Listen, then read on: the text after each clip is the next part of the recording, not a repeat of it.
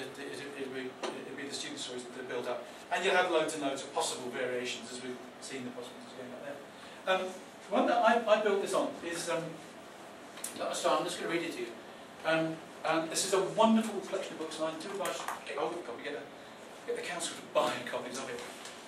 It's published by OUP, it's by a writer called Louise Cooper, and it's called Short and Scary. And what I love about them is that they are all, that's a complete story, that long. They're all 500 words or less, which is good news, as we know. Very applicable within a whole variety of...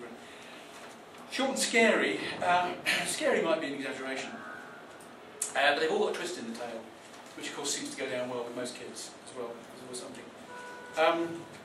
And I mean, you can speculate, and you could do, you can change the way that the story that your students are creating in various ways. You can direct it. I mean, I could give you the title of the story, the original story, which in this case is called Genie Us.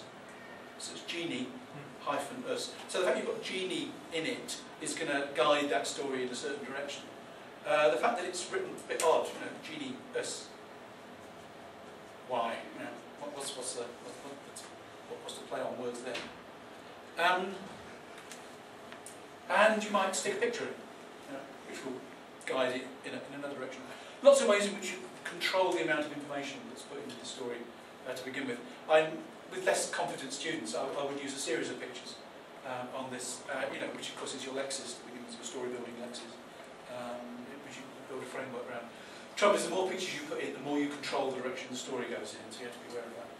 Now, here's the story by Louise Cooper. That's how I read your story. Right. If you want to marry my daughter, said the king, you must prove yourself worthy of her hand. Anything, cried the poor young man. I love the princess, and I will brave any peril for her. I've got no idea if he actually spoke like that. That's what you've got, folks. The princess stood behind the throne, crying. Right then, said the king, you must climb to the top of the ice mountain and fetch the magic lamp that a wicked rival stole from me. I'll do it, the young man declared, and rushed from the throne room. The king chuckled. That's fixed him, the cheek of it. Poor as a church mouse, and weedy too. And he thinks he's good enough to marry my daughter. Well, he won't be back.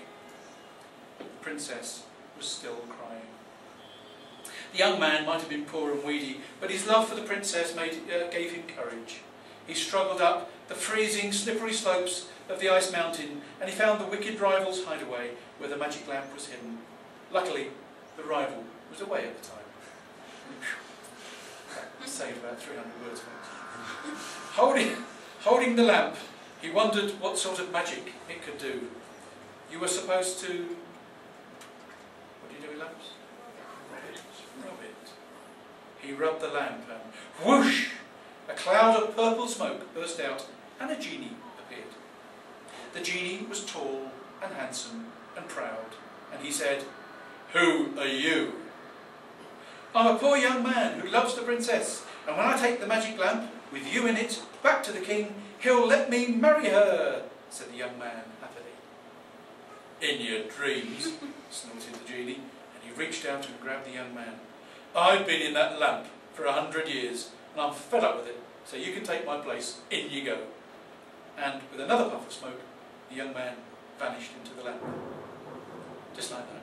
It took ages to get these sound effects worked out. The genie rolled up the lamp, grabbed a magic carpet that was rolled up in a corner, that was very convenient, and told it to take him to the palace. I brought your lamp, he announced, as he strode into the throne room. "It isn't magic anymore, but I am, and I claim your daughter's hand in marriage." And the king looked at the genie, tall and handsome, and magic too. "That's more like it," he said, and turned to the princess. "Daughter, this is your future husband." The princess stopped crying. "Oh, goody," she said. "I was so afraid I'd have to marry that poor weedy creep instead."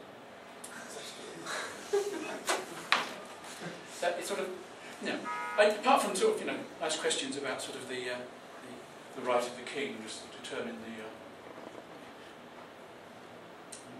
suitable marriage partner of his daughter. That sort of turns a few things up on its head and sort of catches the attention. Nifty way of getting a very short story in. So that deals with that whole sort of bit. What else have we got? Yeah, okay. This was other things that I would have led into it.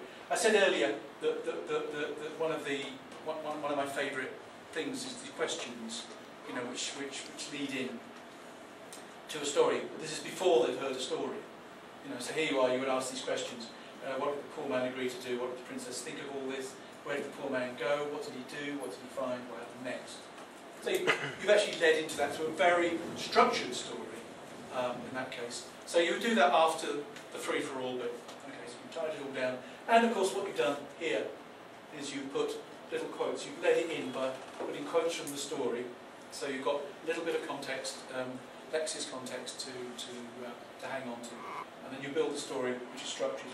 When I build these stories, I never put more than 10 questions. And always asking the questions in the order in which the events happen in the story. Because that way, of course, you build the narrative framework upon which their story is then built. Okay.